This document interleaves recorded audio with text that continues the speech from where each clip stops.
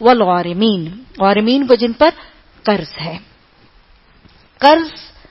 قرض داروں کے قرض کی ادائیگی کے لیے غارمین سے مراد وہ ہیں جن پر کوئی چٹی پڑ گئی ہے، جن پر کوئی تاوان پڑ گیا ہے، چٹی پڑ گئی ہے، یا جن پر کوئی قرض اور اس کا وبال ہے، ان کو بھی زکوٰۃ دی جا سکتی ہے.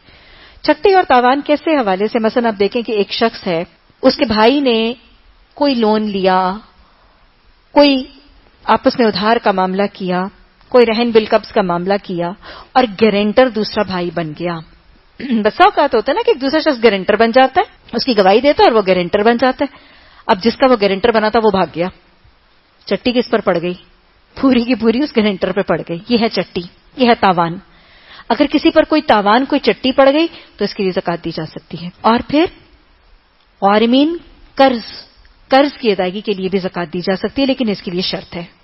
نمبر 1، بشرطے کہ وہ قرض کسی جائز اور حلال کام کے لیے لیا گیا ہو. اگر قرض لیا گیا ہے کسی ویڈیو کی دکان کو کھول کر اپنا کاروبار برپا کرنے کے لیے تو یہ قرض حرام کام کے لیے لیا تھا. اگر کوئی دکان شراب کی دکان بنانے کے لیے قرض لیتا ہے، حرام کام کے لیے قرض لیا گیا تھا. ٹھیک ہے. اور بعض علماء کی نظر میں اگر قرض جہیز کے لیے لیا جاتا ہے تو جہیز کیا ہے؟ باطل ہے، حق نہیں ہے. تو جہیز کے لیے وہ قرض کے لیے بھی زکوٰۃ نہیں ادا کی جائے گی، نہ ہی جہیز کے لیے، نہ ہی جہیز کے لیے وہ قرض کے لیے.